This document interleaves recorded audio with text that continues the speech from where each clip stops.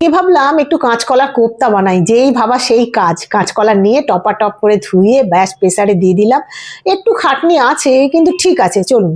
একটু তো খাটতে পারা যেতেই পারে যদি কিছু ভালো খেতে হয়। সমস্ত ছাড়িয়ে ছুড়িয়ে নিয়ে নিলাম। দেখুন এবার খোলাগুলোকেও কিন্তু ছাড়বো না, রেখে দেবো, ওটাকেও বেটে বুটে খেয়ে নেবো। এইবার সমস্ত মশলা ভালো করে কাঁচকলাতে চটকে মাখিয়ে দেবো, যত রকম ভাবে দেওয়ার আছে যা কিছু মশলা দিয়ে ভালো করে হাতে দিয়ে আরো খপাখপ করে চটকে দিয়ে বেসন ফ্যাসন যা আছে দিয়ে বল একটা বানিয়ে ফেলুন। গোল বল, খেলার বল নয় কিন্তু, কাঁচকলার বল, কাঁচকলার কোপ্তা হবে। বানিয়ে ফেলছি, হাতে করে গোল গোল করে বানিয়ে লম্বা গোল চ্যাপটা যে কোনো রকম ভাবে শেপ দিতে পারেন। দিয়ে ডুবো তেলে হালকা আঁচে ভালো করে লাল লাল করে ভালো করে ভেজে নিয়ে এবার প্লেটের মধ্যে উঠিয়ে নিলাম। সমস্ত যতগুলো বল বানিয়েছিলাম সব ছেড়ে দিলাম, দিয়ে দেখুন কত নরম তুলতুলে হয়েছে।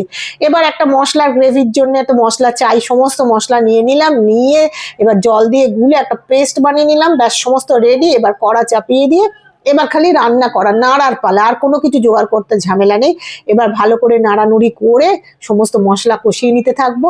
একটুখানি হাতে টাইম নিয়ে কাজটা করতে হয়, ভালো কিছু খেতে গেলে বস একটু তো খাটনি দিতেই হবে। তাই দেখুন এবার করতে করতে তেল ছেড়ে দিয়েছে।